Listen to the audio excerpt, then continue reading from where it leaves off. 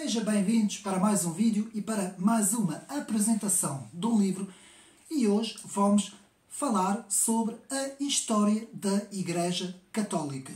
E com isso eu trago o livro das edições 70, portanto, a História da Igreja Católica, escrito por G. Derek Holmes e Bernard W. Vickers, que são dois historiadores da Igreja e que escrevem esta edição que saiu em 2021 pelas edições 70, e mais uma vez parabéns às edições 70 por este fantástico trabalho sobre a história da Igreja Católica.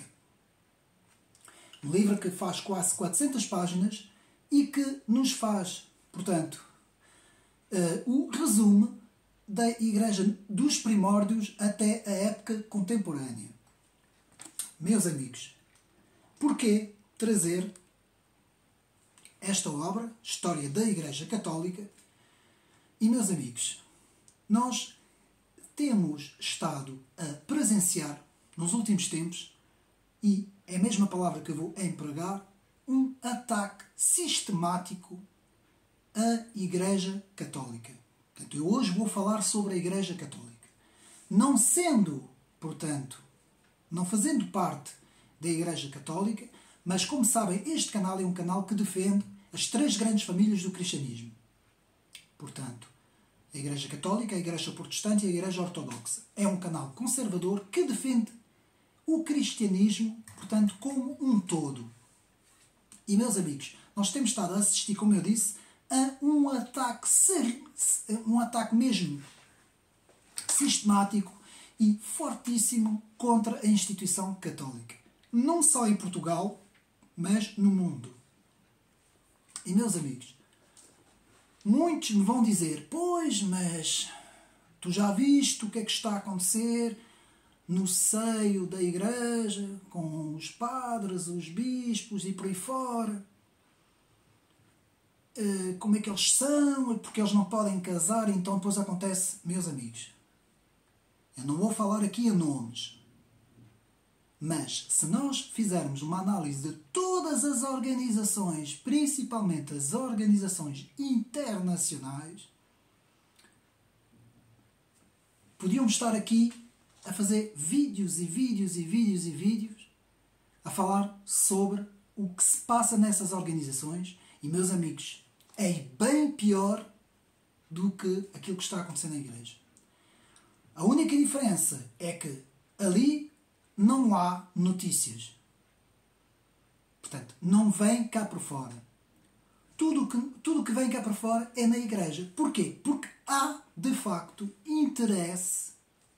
E eu não vou agora entrar nestas questões aqui no vídeo, porque o vídeo é para apresentar o livro, mas há interesses para que haja, portanto, uma, digamos assim, uma desconstrução da imagem da Igreja. Que é isso que está a acontecer hoje.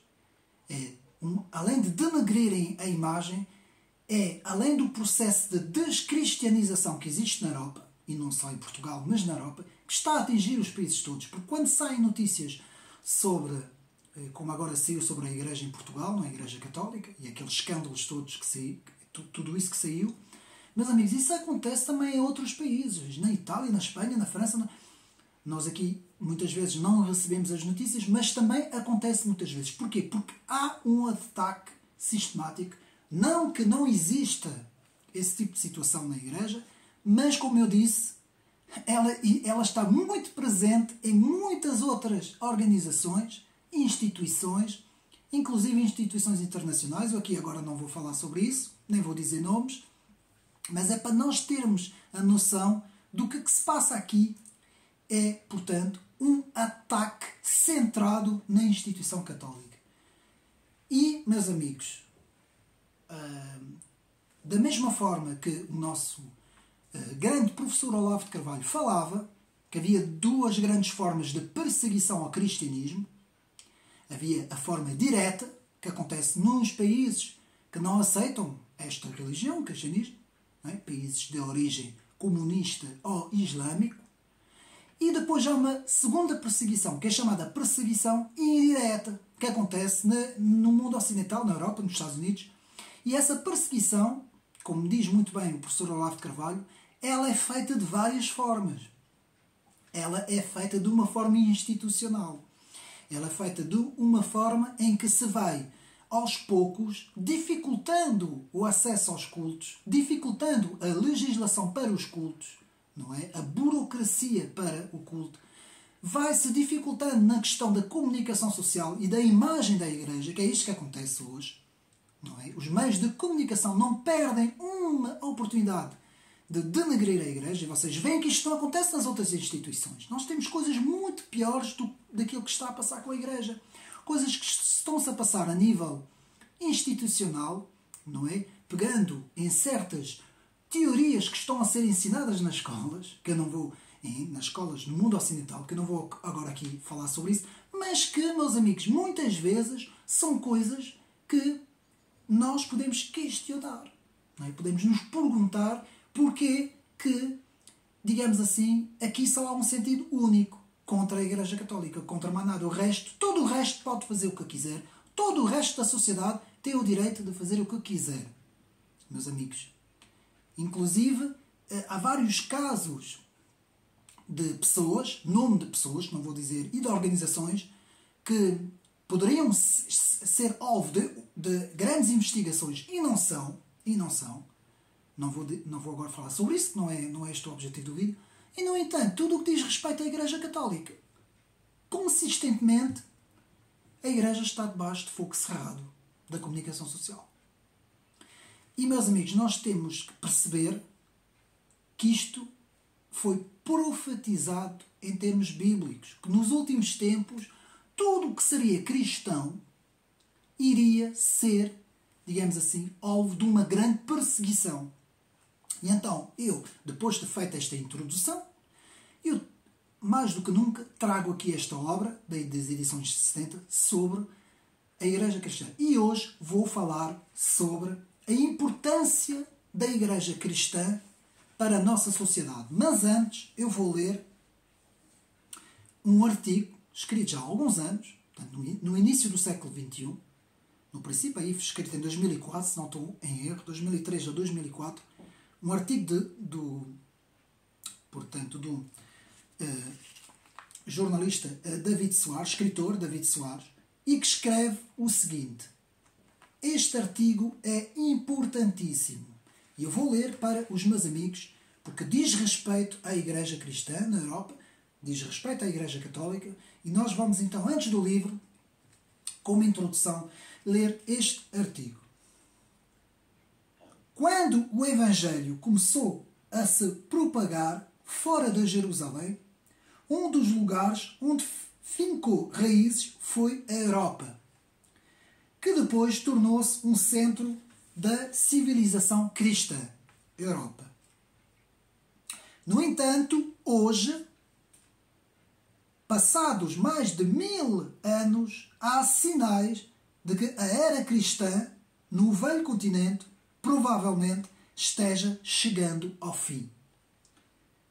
A Constituição da União Europeia é um exemplo. Nela não há uma única menção a Deus. Além disso, grande parte dos europeus age como se até mesmo Jesus Cristo histórico nunca tivesse existido. Apesar de os europeus afirmarem crer em Deus, a frequência nos templos, na maioria dos países europeus, é menor que 5%. Este artigo foi de 2004, meus amigos. Há de se destacar também que menos de metade dos britânicos consegue dizer o nome de um dos 4 evangelhos do Novo Testamento.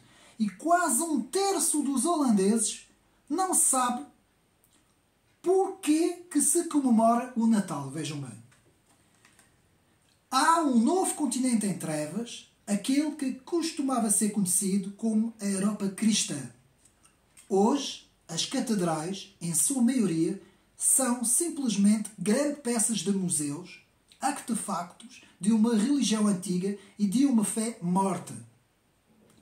É o que afirma a pesquisadora Jessica L. Gold, para quem grande parte da população britânica ainda crê no conceito de Deus, cristãos, mas poucos praticam verdadeiramente essa fé por meio de uma igreja. Somente 3% da população da Inglaterra vai regularmente à igreja. Meus amigos, esses números desceram todos. Nós estamos em 2023, isto foi escrito em 2004, todos esses números desceram.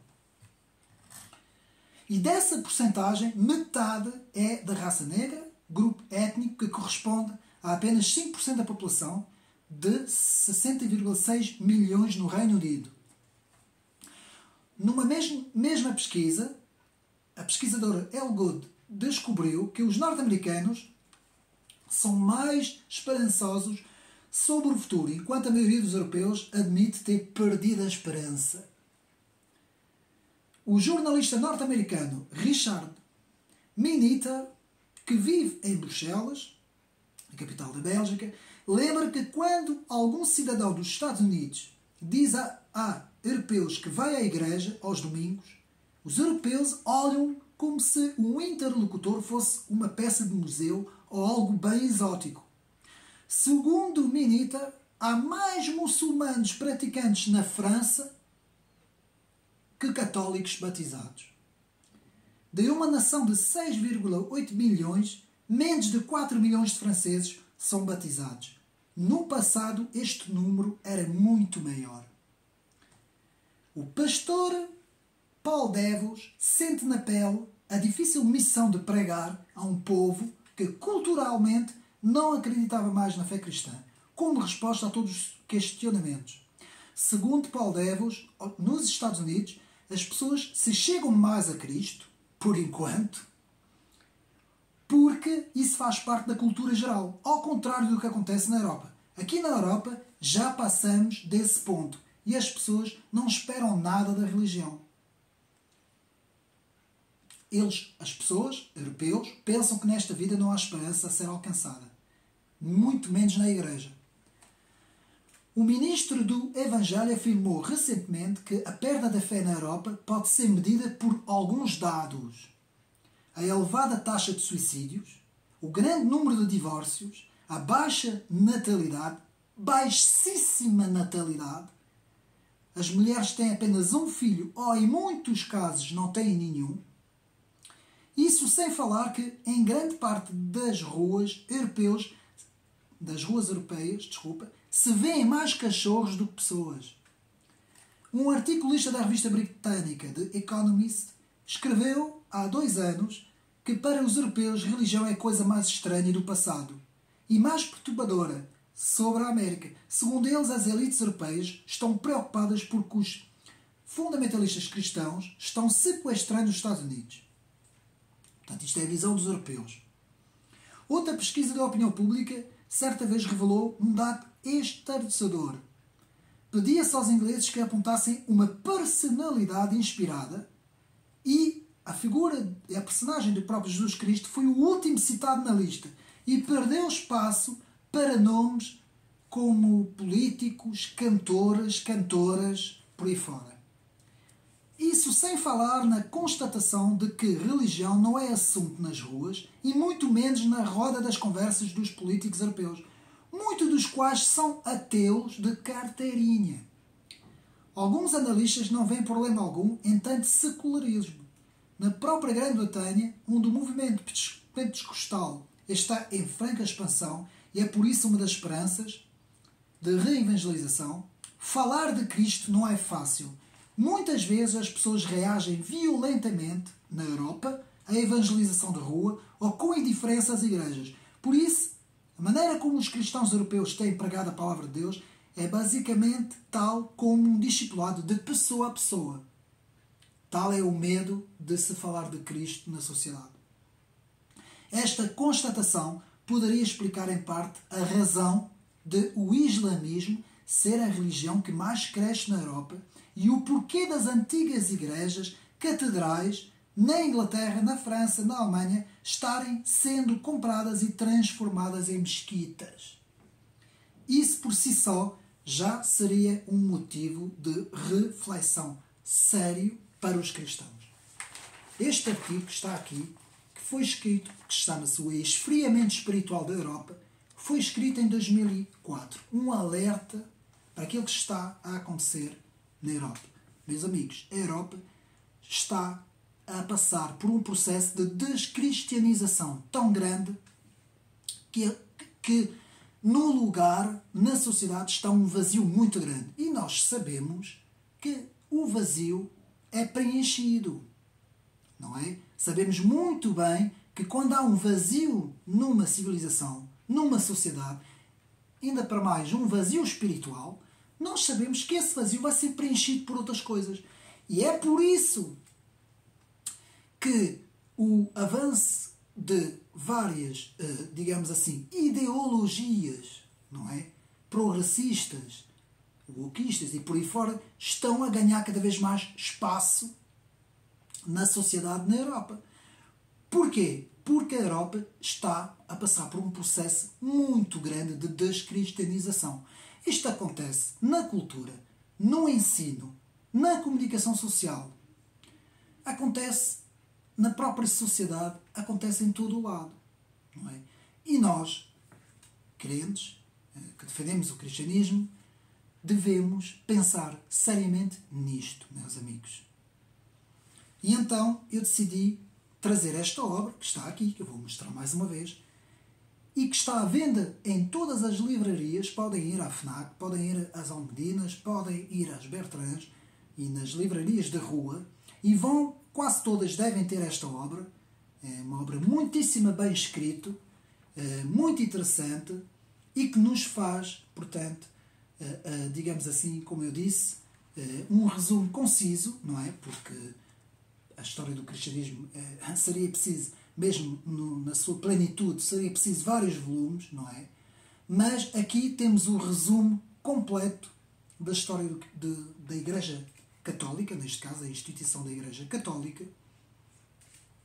E, meus amigos, temos uma introdução numa época em que a Igreja é contestada e criticada. Temos a introdução e depois temos primeiro ponto, os primórdios da Igreja, das origens até 461 depois de Cristo. Ponto número 2 ao capítulo: a evolução da Igreja Ocidental e a sua separação definitiva da Igreja Oriental, portanto, de 461 a 1198.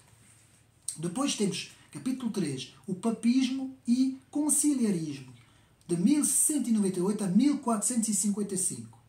Depois temos o capítulo 4, a Reforma Protestante e o Progresso da Reforma Católica, portanto, de 1455 a 1648. Depois, ponto 5, a época do racionalismo e do absolutismo, de 1648 a 1789.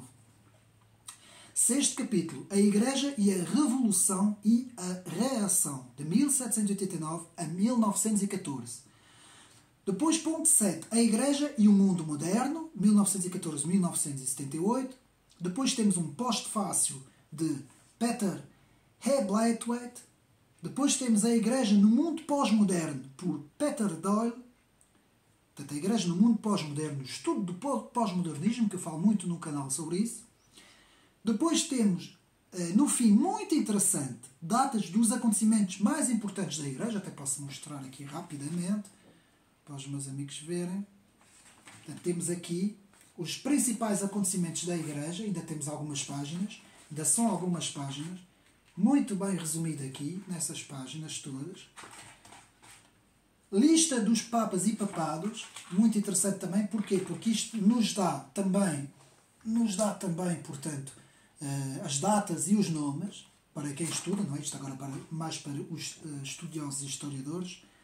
A bibliografia, o índice e o índice remissivo. Portanto, meus amigos, esta obra é importante e faz muita falta obras destas, porque nós precisamos saber a história da nossa civilização. E, meus amigos, as civilizações, a base das civilizações é a religião. Não esquecendo isso, a base das civilizações é a religião. E quando não é a religião, há uma ideologia política. Eu vou dar um exemplo. O mundo ocidental foi criado por três grandes pilares. Eu tenho falado muitas vezes nisso. O pilar da Grécia Antiga, do saber filosófico e racional da Grécia Antiga, o pilar romano, antigo, do direito romano, do institucionalismo romano, não é? Que deu origem à organização, podemos dizer, a organização do direito e do direito administrativo romano, em termos de política. E depois temos a tradição, que alguns chamam de tradição judaico-cristã, porque tem uma base judaico e tem outra base cristã. Eu chamaria, nas palavras mais corretas, a tradição hebraico-cristã, primeira parte, portanto, todo o Antigo Testamento, a reunião do povo de Deus, povo hebraico, e depois toda a tradição do cristianismo. Não esquecendo também que o cristianismo vem do povo hebreu e que quando muitos querem dissociar o cristianismo do judaísmo, em termos históricos, no estudo das suas origens, isto não é assim que funciona. Porque, tanto que todos os cristãos e católicos também, nós hoje estamos a falar em católicos, têm como base a Bíblia. E a Bíblia, como sabemos, é a junção do Antigo Testamento com a junção do Novo Testamento. Dito isto, podemos então ver o contributo da Igreja Católica, meus amigos. O livro faz, portanto, o resumo, em termos de história, as principais personagens, os apóstolos, Cristo, os apóstolos, os primeiros pais da Igreja, a época toda patrística, os grandes, digamos, teólogos da época patrística. Passamos para as grandes realizações da Igreja em conjunto com os reinos na Europa, não é? Desde Carlos Magno, desde os francos e de Carlos Magno, não é? Merovingianos, carolingianos também, Carlos Magno, temos toda portanto, a reforma e a administração de Carlos Magno. Depois passamos para a escolástica, a primeira parte da escolástica e a escolástica tardia, em que temos todos os grandes, digamos assim, teólogos e doutores da Igreja, não é? Tivemos os primeiros doutores da patrística, nos primeiros séculos, e depois temos na Idade Média, na Baixa e na Alta Idade Média, a primeira parte da patrística e a segunda parte da escolástica, a primeira parte da escolástica e a segunda parte da escolástica, em que temos os grandes doutores da Igreja, onde vão ser criadas as universidades. Tudo isso nos leva às realizações da Igreja. Então, a Igreja foi a luz do mundo na Idade Média, porque ela conseguiu dar orientação a todos os povos. Havia muitos povos que não tinham instrução, não é? Que eram chamados os bárbaros, não é? Na história convencional. Com a conversão dos bárbaros foi o fim dos combates dos gladiadores, fim das crucificações, fim de muita coisa que eram coisas, digamos assim, podia-se dizer que eram coisas bárbaras, não é? Foi o cristianismo que ajudou, digamos assim, a acabar com essas coisas todas. O papel dos monges, não é? E dos bispos nas igrejas, que salvaram todo o saber e todo o conhecimento em documentos escritos, e a importância, porque eram os que copiavam os textos, a formação das universidades, sob o impulso da Igreja Católica, o impulso da ciência nascente com a Igreja Católica, ao contrário daquilo que se diz, as maravilhas na arte, na arquitetura, na pintura, as origens do direito no direito romano e no direito canónico, principalmente no direito canónico, a caridade e os hospitais, tudo isso, tudo fontes da Igreja Católica, a moral e os princípios e os valores cristãos, o fim da escravatura, e poderíamos continuar por aí fora, meus amigos. E quando eu ouço o resumo da Igreja, aquela partezinha da Inquisição, meus amigos, que foi relativamente poucos anos, além de ter feito muito poucas vítimas comparado com muitas outras coisas que aconteceram na história, não é? Logo por aí nós vemos então por aí este ataque sistemático à instituição da Igreja. E agora quero ler aqui um texto meu,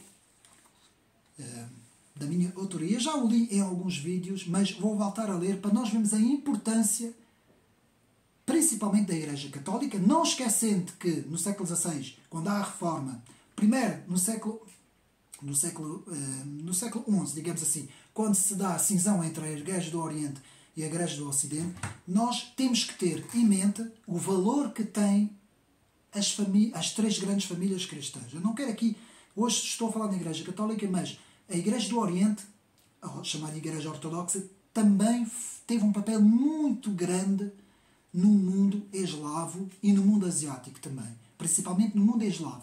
E hoje na Rússia, se a Rússia hoje não é comunista, como já foi, aquele terror do comunismo de 1917, praticamente até o final dos anos 80, não é? Se hoje ainda se pode ver no povo eslavo, no povo russo, a noção de Deus, da família e da nação, todos esses valores é por intermédio da Igreja Ortodoxa, que é isso que eu também quero aqui dizer. Então a Igreja teve um papel muito grande. Toda a Igreja cristã em si, eu quando agora aqui estou a falar da Igreja cristã, mas a Igreja Católica e qualquer estudante de cristianismo tem que saber isso, meus amigos. Porque muitas vezes houve-se também aqui muitos erros em relação à Igreja Protestante e aos teólogos protestantes. Alguns não, os mais importantes não, mas alguns têm algumas heresias no sentido de pôr de parte todo o legado de, podemos até dizer, 1500 anos e da importância da Igreja ao longo de 1500 anos, meus amigos. E para estudar a história da Igreja, quem estuda a história da Igreja cristã, do cristianismo, é praticamente a Igreja Católica que tem o monopólio dessa história. Embora depois os últimos 500 anos da nossa era, então, portanto, a Igreja Protestante, a família protestante, e também um pouco a família ortodoxa, não é? Que vem desde, como eu disse, o século XI, não é? Digamos assim. Então, podemos então ver o texto que eu escrevi. O cristianismo e as igrejas trouxeram à humanidade ultrapassa qualquer outra civilização já existente. Em matéria de liberdade pessoal, progresso económico, social, medical, científico, humano.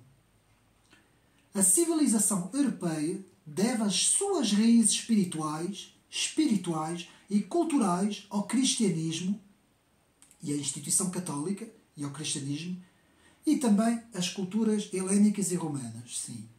Segundo o escritor Paul Valéry, todos os povos da Europa subiram ao longo do curso da história três influências: a de Roma, do cristianismo e da Grécia Antiga. Dos nomes de César, Calhos, Trajano e Virgílio, de Pericles a São Paulo, de Aristóteles a Platão, de Euclides a Carlos Magno e de Santo Agostinho a Santo Tomás de Aquino e muitos outros, todos eles saíram da prodigiosa civilização ocidental. Assim, todo o mundo europeu foi sucessivamente romanizado, cristianizado e influenciado pelo espírito crítico e filosófico da Grécia Antiga, da disciplina dos gregos, uma disciplina exclusivamente europeia que foi cristianizada. Os pais fundadores da Europa, Robert Schumann, Dom Struzo, Alcides de Gasperi, Konrad Adenauer, sublinharam bem isso, a importância central da identidade cristã e helénica da Europa. Negar as raízes espirituais judaico-cristã desta tão fabulosa civilização é o mesmo do que professar uma amnésia patológica profunda. Para pegar na expressão do cardeal Popar, a cultura helénica e cristã deu à Europa as suas maiores obras de arte, do Monte de Saint-Michel à Catedral de Chartres, culminando em Notre-Dame de Paris. Suas maiores gênios universais, Leonardo da Vinci, Miguel Ângelo, Dante, Dom Angélico, Palestrine, Descartes, Cornell, Pascal, Shakespeare, Racine, Dostoiévski, Pasteur, Kierkegaard e muitos outros. Em Portugal, Camões, José Régio, Padre António Vieira, Fernando Pessoa e muitos outros. É desta civilização que nascem as melhores universidades: Oxford, Cambridge, Bolonha, Paris, Toulouse, Sorbonne, Montpellier e por aí fora. As melhores escolas militares, os melhores hospícios, criação de hospitais, hotelarias, bibliotecas. É desta civilização que nasce a melhor agricultura, que também foi retratado pelos monges. Foi com os helenistas Lord Byron, Victor Hugo, Goethe, Paul Valéry, Voltaire, que tão importantes foram para a cultura, a literatura e para a identidade euro-ocidental, foram ainda também os padres e monjas e as ordens que guardaram o saber e cristianizaram os povos iletrados, que eram bárbaros, não é? Todo o saber foi guardado e foi, digamos assim, transcrito por estes monges. Foi o papel da Igreja que unificou a educação e as letras. Portanto, eu vou repetir. Foi o papel da Igreja que unificou a educação e as letras, a literatura da era patrística e a era escolástica. O cristianismo está na origem de tudo em nossa prodigiosa civilização. E mais, do humanismo aos descobrimentos portugueses e espanhóis do século XV e XVI, tudo isso foi completamente cristianizado. Basta nós lermos a obra dos Lusíadas, não é? Do Camões, para nós vermos o quanto o papel do cristianismo naquela obra, meus amigos. A invenção da imprensa, com Gutenberg, no século XIV, onde a Bíblia foi o primeiro livro impresso no mundo, e o livro mais vendido até hoje, o primeiro a ser impresso, o que teve mais traduções e o mais estudado no mundo, a Bíblia, meus amigos. Não há nenhum outro livro, seja de outra civilização, de outro lado qualquer, não existe. Foi ainda com os primeiros cientistas, Galileu, Copérnico, todos cristãos. Atenção, mesmo se a instituição católica algumas vezes, não é, repreendeu estes cientistas, mesmo que divergindo com a Igreja Católica, foi a noção do progresso científico que distinguiu a nossa civilização pelo impulso do cristianismo em relação às outras civilizações. Mas foi com o sentido específico da liberdade e do valor intrínseco da pessoa humana que faz da civilização ocidental civilização sem igual na história do mundo. E basta ver a importância da pessoa humana, do personalismo, não é? Essa pessoa, o valor da pessoa humana.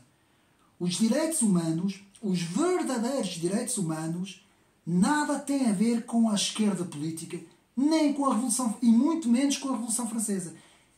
Foi com o direito canónico e com o Sermão do Monte, Mateus 5 e 6, do nosso grande Salvador Senhor Jesus Cristo, e na liberdade política que veio daí com a Magna Carta de 1215, inspirada por cristãos, que nasce o respeito pelas leis, pelas pessoas e o amor ao próximo. Todo o constitucionalismo que tanto se estuda, britânico, todo ele de inspiração cristã.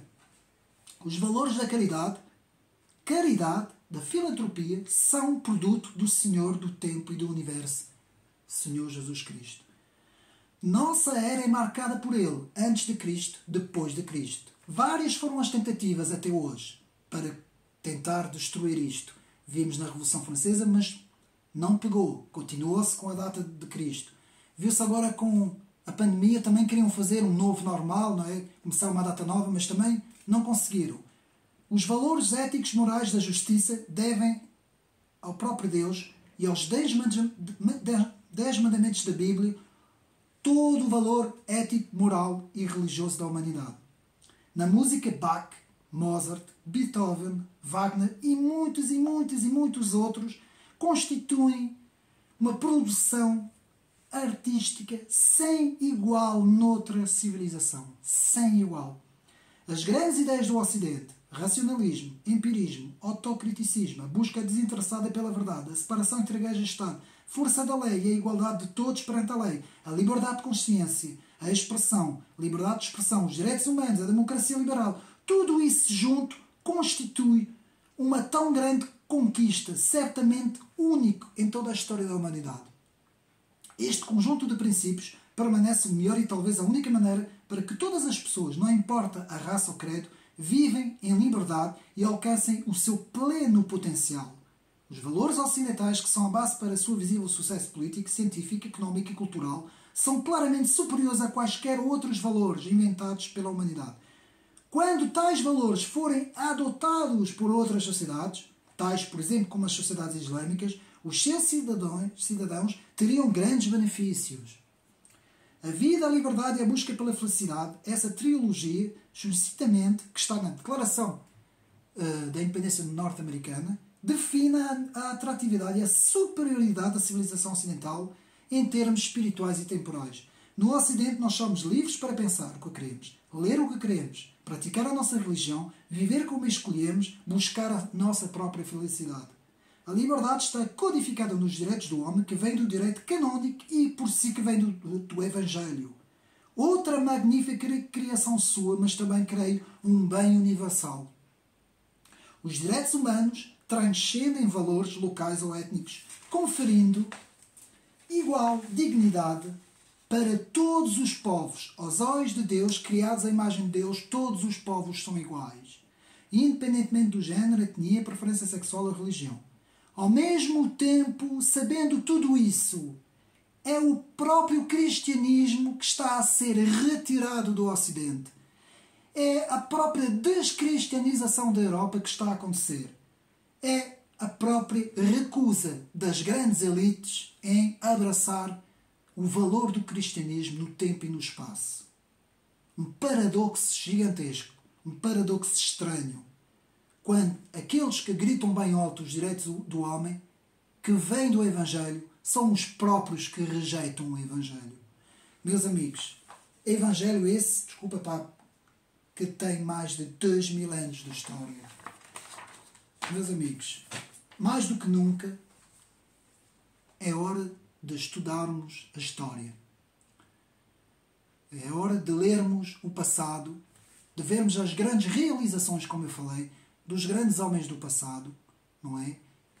O nosso grande Edmund Burke nos dizia que quem recusa ver o passado e o presente não está, de forma nenhuma, preparado para o futuro, não é? Estudando os grandes homens do passado é que nós preparamos o nosso futuro. Todos aqueles que tentaram fazer uma ruptura com o passado sempre se deram mal. Sempre acabaram em revoluções sangrentas, em guerras, em destruição. E o mundo sempre voltou aos seus valores. Meus amigos, os povos, quase todos os povos do mundo ainda têm muito de valores conservadores. E querem esses valores, meus amigos. Basta ver o exemplo. Toda a África, meus amigos, todos os países da África, como eles prezam pelos seus valores, pela família. Basta ver também na Ásia. Agora, desde o final dos anos 90, a Rússia, como eles estão agora agarrados aos valores da família, não é? E da Igreja de Deus.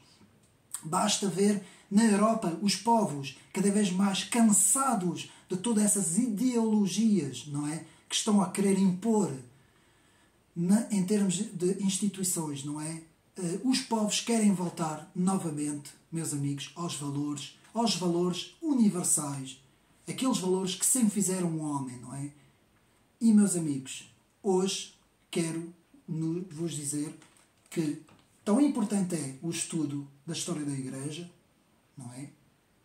Atenção, a Igreja sempre teve os seus erros e é precisamente aí que está o mérito, é reconhecermos os erros, assim como todos os outros deveriam reconhecer os erros, não é? Quando há aquelas ideologias que dizem que não têm erros, são as piores, meus amigos. São justamente aquelas ideologias que querem destruir o mundo e o homem e a sociedade. E, meus amigos, acabo com essas palavras fantásticas do Sermão do Monte, que nos diz que bem-aventurado os pobres, os mansos, os humildes, os pequeninos, os perseguidos, porque serão chamados filhos de Deus e herdarão o reino. O reino é para eles. Bem-aventurados os pacificadores, os que prezem pela paz. Bem-aventurados os pobres. Bem-aventurados os pequeninos. Bem-aventurados os humildes. Bem-aventurados todos aqueles que amam o próximo como a si mesmo e amam a Deus. Espero que tenham gostado mais este vídeo um abraço. Não quero deixar aqui também de falar uma pequena palavra também sobre o grande avivamento que está a ocorrer. Não sei se ainda está a ocorrer ou não, mas durou bastante tempo. É Asbury, na Universidade de Asbury, nos Estados Unidos. E que haja muitos avivamentos agora, nestes últimos tempos, como eu costumo dizer, e que muitos possam voltar à fé em Cristo. E é assim que eu despeço-me dos meus amigos. Mais uma vez, a história da Igreja Católica, para os nossos amigos católicos do canal, pelas edições de 70, uma obra fantástica, que nos pode fazer o resumo conciso de toda a história da Igreja. Então, um abraço e até uma próxima.